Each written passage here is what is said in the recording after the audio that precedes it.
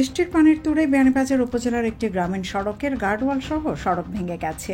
সোমবার ক্ষতিগ্রস্ত এই সড়ক ও গার্ডওয়াল পরিদর্শন করেছেন উপজেলা নির্বাহী কর্মকর্তা গোলাম মুস্তফা মুন্না। এ সময় ভুক্তভোগী ৩ ইউনিয়নের জনপ্রতিনিধি ও বাসিন্দারা উপস্থিত ছিলেন।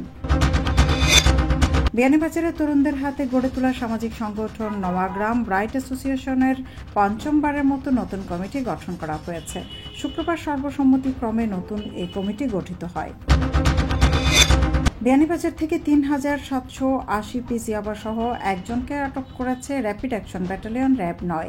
রবিবার সকালে বিয়ানীবাজার থানাধীন চারখাই বাজার এলাকার অভিযান পরিচালনা করে এসব মাদক জব্দ করে র্যাব ৯। আটক ব্যক্তির নাম মোহাম্মদ মঈনুদ্দিন। তিনি সিলেটের জকিগঞ্জ থানার উত্তরকুল শ্রীখোলা গ্রামের মৃত আয়াস আলীর ছেলে। বাংলাদেশ বিজিবি ৪৮ বিজিবির একাধিক বিউপির বর্ডার আউটপোস্ট সমন্বয়ে পরিচালিত এই অভিযানে ভারত থেকে শুল্ক ফাঁকি দিয়ে আনা বিপুল পরিমাণ পণ্য জব্দ করা হয়।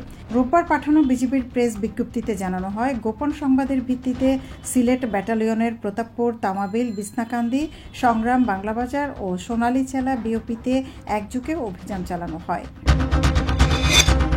বড়লেখা রবি চাষা নামে এক চা শ্রমিকের ঝুলন্ত লাশ উদ্ধার করেছে পুলিশ। রোববার দুপুরে লাশটি উদ্ধার করা হয়। নিহত রবি উপজেলার নিউ সমনবাগ চা বাগান হাসপাতাল লাইনের মৃত হরিয়া চাষার ছেলে। প্রাথমিকভাবে ধারণা করা হচ্ছে তিনি আত্মহত্যা করেছেন। এ ব্যাপারে থানায় অপমৃত্যু মামলা হয়েছে।